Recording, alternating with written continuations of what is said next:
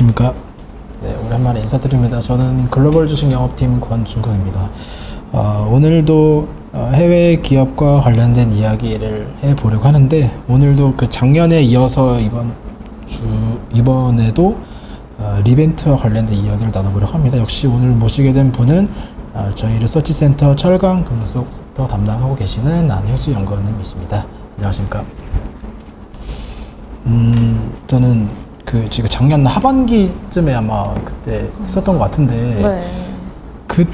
지금과 그때 이후에 그 사이에 뭔가 바뀐 일들, 상황들, 그런 것들 혹시 뭐 좀 새로운 내용들 소개해 주실 만한 게 있을까요? 네, 일단 가장 큰 차이점은 리튬 가격이 거의 폭락을 그쵸. 했다라고 이제 시장에서 많이 알려지면서 사람들이 좀 우려를 많이 했습니다. 그래서 이제 리튬 기업들의 그럼 실적은 또 어떻게 되냐 이런 우려도 있었고요. 네. 근데 사실 뭐 리벤트도 그렇고 뭐 알버말도 그렇고 이러한 리튬 기업들 실적은 4분기 이제 작년 4분기 그리고 올해 1분기까지 다 계속 성장세를 보이기는 했습니다. 뭐 그 가장 큰 이유가 뭐냐고 한다면은 사실 리튬 가격은 지금 시장에 알려져 있는 거는 중국의 현물 시장가 가격이에요. 근데 사실 리튬 기업들은 실제로 리튬을 사고 팔 때 고객들이랑 장기 공급 계약을 기반으로 해서, 그러니까 그 계약가에 따라서 판매를 합니다. 그렇기 때문에 사실 현물 가격에 엄청 민감하게 반응하지는 않고, 만약에 계약가가 좀 이제 예전에 높게 잡아두었다면은 이제 그 수준으로 쭉 유지가 되면서 그냥 쭉 물량이 증가하면서 그냥 같이 실적도 증가하는 그런 모습이 좀 보인다라고 말씀을 드릴 수 있을 것 같아요. 그럼 반대로 지금 같은 상황에서 만약에 새로운 계약이 이루어진다라고 하면 반대 케이스도 벌어질 수 있는 거예요? 네, 사실 이게 사실 그 계약 가격이 현물 가격을 이제 완전히 반영을 이제 완전히 안 한다라고는 하지 않고 이제 서서히 반영을 한다라고 말씀을 드릴 수 있을 것 같아요. 근데 이제 이런 계약의 모습에도 좀 여러 가지 모습을 띠는데 기업별로 알버말 같은 경우에는 계약 가격이 시장 인덱스를 좀 추종하는 경향이 있습니다. 그렇기 때문에 알버말 같은 경우에는 좀 평균 판매 가격이 이번에는 좀 상승을 했지만 그게 막 큰 폭으로 상승을 하지는 못했고요. 대신에 리벤트 같은 경우에는 계약 가격이 좀 시장 인덱스를 따라간다기보다는 그냥 고정 가격으로 이제 예전부터 그냥 그대로 해놓은 거를 쭉 가져갑니다. 그렇기 때문에 리벤트는 알버말과는 달리 이번에 조금 평균 판매 가격 증가폭이 더 컸고요. 그래서 이제 리벤트가 이번에 알버말보다 실적이 좀 더 잘 나왔다. 그리고 앞으로의 평균 판매 가격도 어떻게 변할 거냐 이거에 대한 좀 예상도 리벤트가 우리는 높은 가격을 유지할 수 있을 것 같다라고 말을 했다면 알버말은 우리는 조금 덜 올라갈 것 같다 이런 식으로 말을 했고, 거기에 따라서 알버말은 이제 가이던스도 좀 하향 조정을 했다면 리벤트는 오히려 상향 조정을 하는 반대의 모습을 보였다라고 말씀을 드릴 수 있을 것 같아요. 사실 리튬 가격 자체는 진짜 말씀해 주셨다시피 현물 가격이긴 하지만 거의 작년 하반기 이후로는 거의 60%까지 빠졌다라는 이야기도 있는 것 같은데, 그럼 꼭 이 리벤트나 알버말 같은 리튬 기업들의 주가가 그 리튬 가격을 완전히 좀 추종한다라고 보기는 좀 어렵겠네요. 상관관계가 막 그렇게 100% 가깝다 이 정도는 아닌 거네요, 그러면? 네, 생각보다 상관관계가 그렇게 크지는 않고요. 계약 기반 이제 물량 비중을 봤을 때 알버말 같은 경우에는 알버말 70% 정도가 되고요. 70% 이상 정도가 되고 이벤트는 거의 90%가 넘어갑니다. 이제 그 정도가 되고, 사실 이들이 그런 계약을 맺을 때 사실 기업들 간에 계약을 맺는다, 거래를 한다라고 하면은 오랜 관계를 유지하는 거, 그리고 신뢰 관계를 유지하는 게 굉장히 중요하잖아요. 그래서 그리고 안정적인 것도 중요할 테고 네. 그래서 이 현물 시장이 뭐 어떻다에 따라서 막 계약 가격을 그때그때 바로 막 빠르게 반영하는 게 아니라 서로 윈윈할 수 있느냐를 좀 따져요. 그래서 막 그때 현물 가격이 엄청 많이 올랐을 때도 그게 급격하게 올리지는 않았어가지고 충분히 그렇게 급격하게 올리진 않았어서 여전히 뭐 만약에 당시에 뭐 탄산 리튬 가격이 한 8만 달러까지 올랐다라고 했어도 계약 가격은 한 2만 달러에서 뭐 4만 달러 정도 올리는 수준? 요 정도에 그쳤거든요. 그래서 이게 현물 가격이 좀 빠져도 여전히 계약 가격을 뭐 조금 올릴 수 있는 룸이 남아있다. 뭐 이런 식으로 좀 생각을 좀 할 수도 있을 것 같습니다.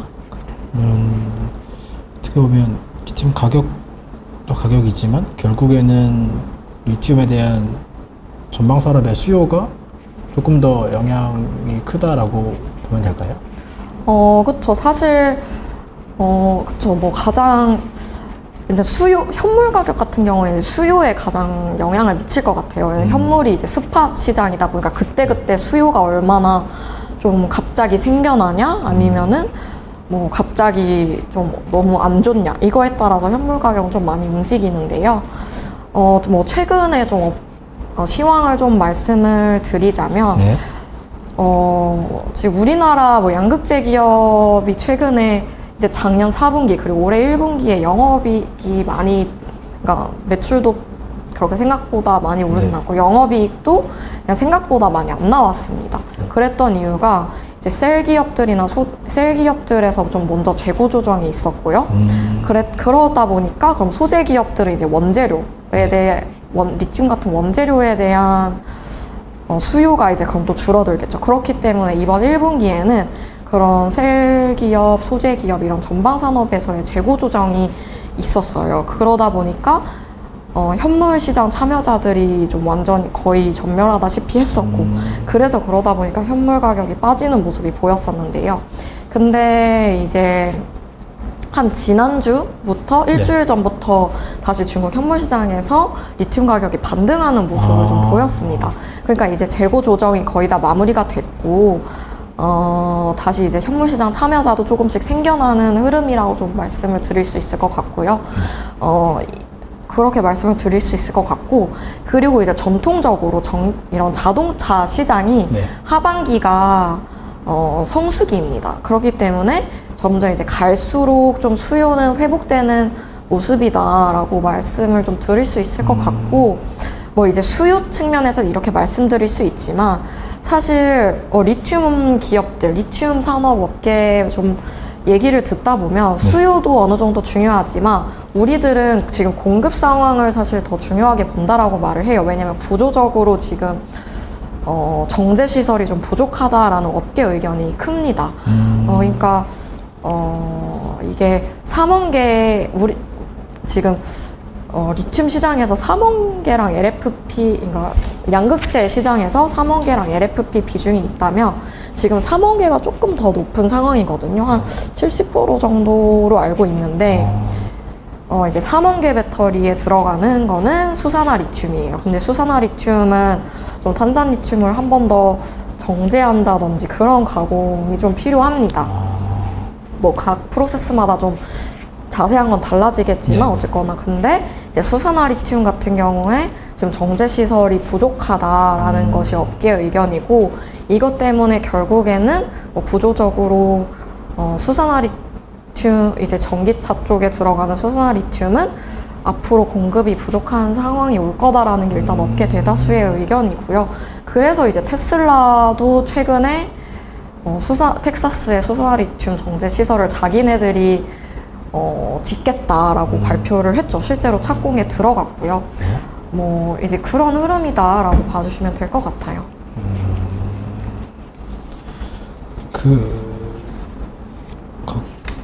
지난번에 했던 이야기 중에 갑자기 그 이야기 나눈 게 그때 이제 알버말이랑 비교하면서 얘기 해주셨던 게 그 IRA에 수혜를 받을 수 있는 기업이 이제 리벤트가 네. 알버말보다 상대적으로 좀 위에 있다라고 말씀해 주셨던 것 같은데 네. 제가 얼마 전에 보니까 이 IRA가 유예가 되었다라고 그런 뉴스가 나왔다고 하던데 네. 그러면 그런 거에 대한 영향도 리벤트 주가에 어느 정도 지금 반영이 되었었을까요? 아니면 IRA 법안, 네. 제 생각에는 아마 IRA 법안을 우회를 한다면 아마 그쪽은 좀 광물단보다는 소재단 쪽에서 더 영향이 클 것 같아요. 왜냐하면 소재 기업 같은 경우에는 뭐 CATL이나 뭐 BYD 아니면 그러니까 중국 전기차 기업 아니면 중국 셀 기업 뭐 이런 기업들이 네.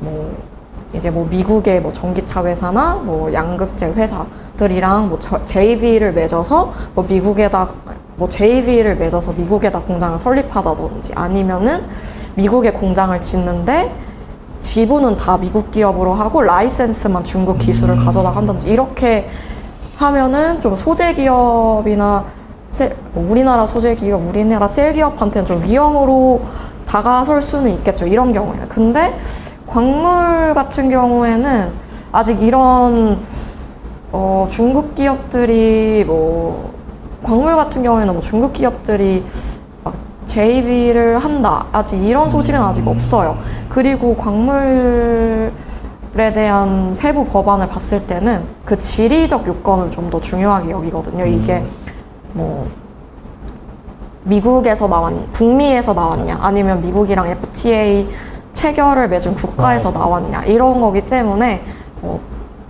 그래서 뭐 사실 뭐 중국 기업도 애초에 다른 나라에서 광산을 애초에 가지고 있거나 한 경우도 있었기 때문에 광물단에서는 좀 막 큰 변화 사항은 아직 뭐 없습니다.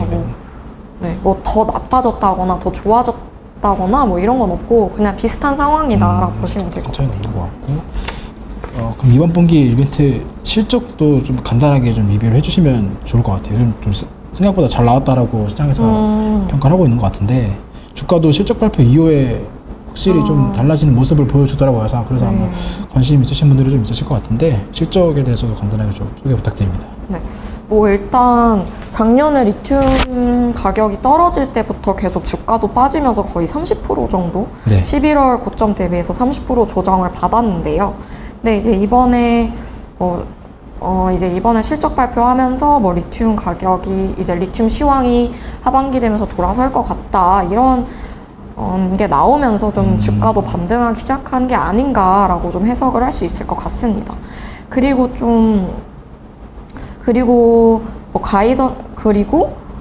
실적에 대해서 조금 분석을 뭐 좀 살짝 하자면 리벤트 같은 경우에는 뭐 알버말이랑 이제 비교를 해서 말씀을 드리면 알버말은 탄산 리튬 이제 그 제품 포트폴리오에 탄산 리튬도 있고요. 그리고 광석형 프로젝트에서 좀 생산을 하는 비중도 조금 있습니다.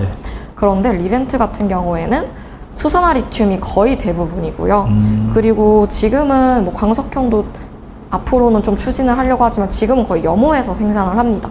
근데 이번에 리튬 가격이 조정을 받을 때 어떤 영향이 있었냐면 탄산 리튬이 훨씬 많이 빠졌어.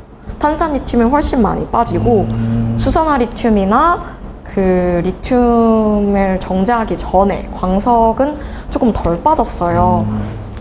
그러다 보니까 뭐 좀 비교를 해서 말씀을 드리면 알버말 같은 경우에는 최종 제품인 탄산 리튬이 더 많이 빠지고 좀 어떻게 보면 원료가라고 말씀드릴 수 있는 스포듐인 그 정광이나 그런 거는 덜 빠졌으니까 마진이 좀 축소가 되겠다라고 좀 예상이 된 거죠. 다음 분기에는 알버말은 좀 스프레드 마진이 좀 줄어들겠네? 이렇게 예상이 됐는데 리벤트는 어떻게 보면 해당 사항이 없죠. 그냥 수산화 리튬으로까지 끝까지 다 수산화 리튬으로 거의 다 파니까.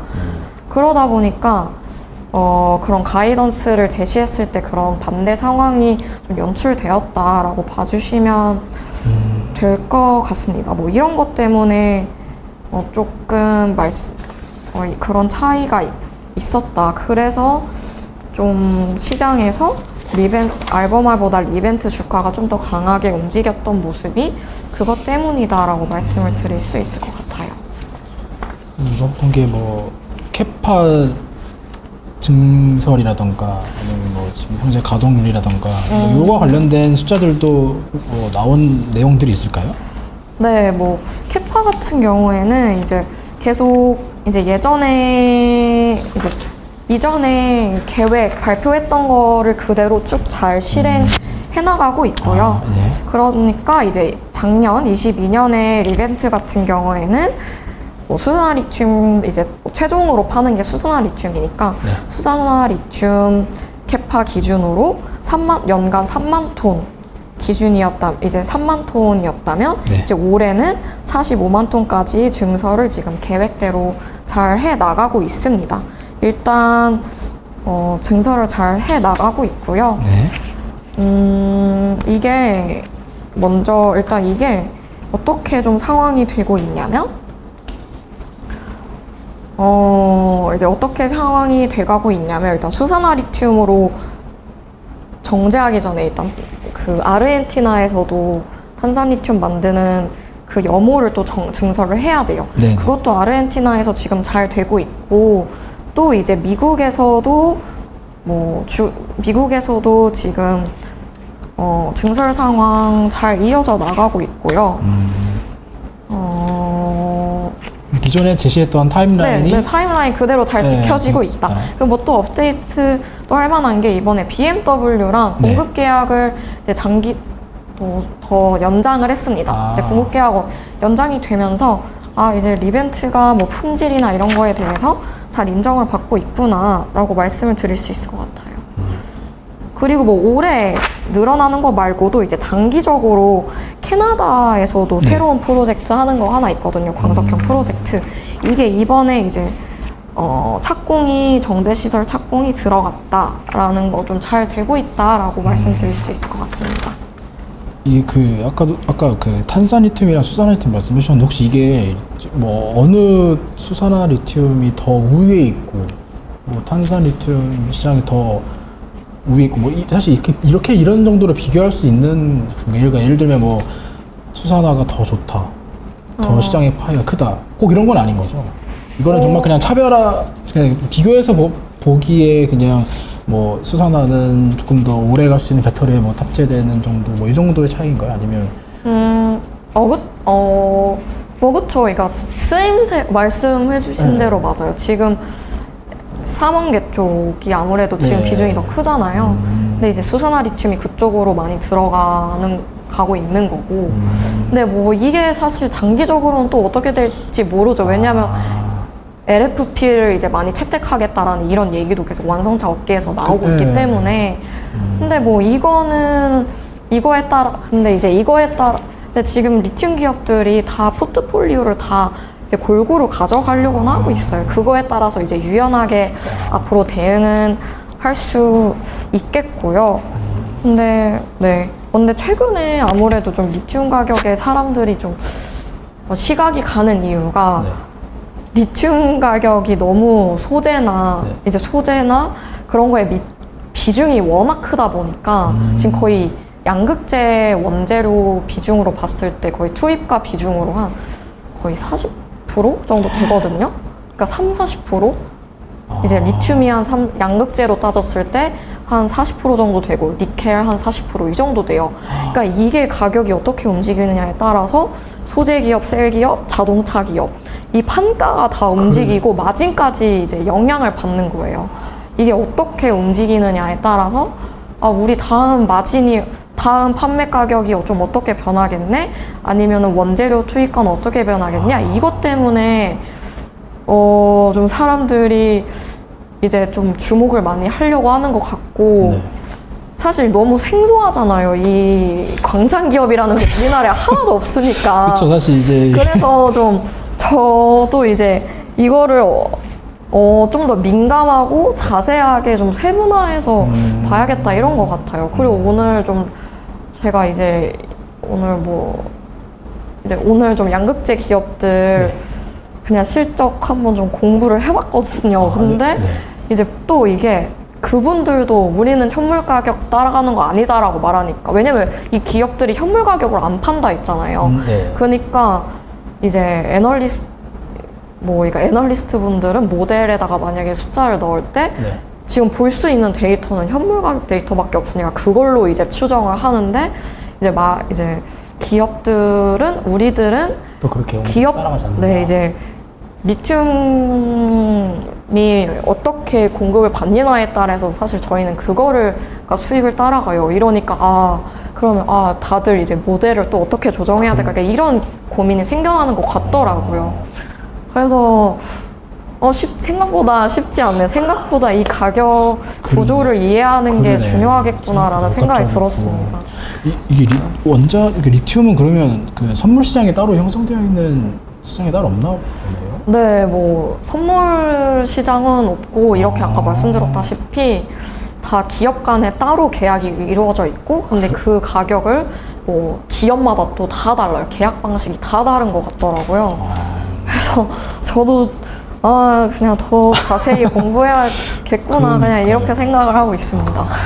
그럼 뭐 일반적인 이렇게 뭐 예를 들면 이런 리튬 기업들에 좀 관심이 있으신 투자자분들이 어떤 지표나 지수를 참고해서 보기는 사실 현실적으로 조금 어렵긴 하네. 이렇게 실적대나 뭐 지금 과거에 추이가 이랬습니다. 이 정도였습니다. 하지 이거를 뭐 다른 어떤 예를 들면 뭐 BDI 같은 이런 운임 지수들이 나와서 뭐 이런 거는 사실 좀 쉽지 않네요. 그러니까요. 그런 지수를 보는 것보다 차라리 이 기업들이 실적 발표할 때 우리 실제 평균 판매 가격은 어땠어요? 앞으로 어떨 것 같아요? 이거 따라서 좀 생각하는 게 더 나을 것 같아요. 만약에 이제 리튬 기업 말고도 만약에 다른 소재 기업이든 그런 거에 그런 거를 좀 볼 때. 네. 그리고 이제 광물부터 소재랑 셀 그리고 완성차 업체까지 사실 이제 전반적으로 영향을 받을 수 있는 부분이고 또 그와 관련된 기업이 이제 리벤트이다 보니까 조금 자세하게 좀 다양한 이야기를 나눠보았는데 이런 리튬뿐만 아니라 말씀드린 뭐 셀이나 아니면 뭐 완성차 관련된 기업들 아마 투자하시는 분들도 많으실 거고 관심 있으신 분들도 사실 2차전지 뭐 국내에서도 워낙 올 초에 또 핫했었기 때문에 미국도 역시 마찬가지로 많은 관심 보이실 것 같은데 오늘 나온 이야기도 좀 투자하시는데 참고가 되셨으면 좋겠습니다. 오늘 리벤트와 관련된 이야기는 여기까지 하는 걸로 하고요. 지금까지 오신 분은 저희 리서치센터 철강 금속섹터 담당하고 계시는 안효수 연구원님이셨습니다. 감사합니다.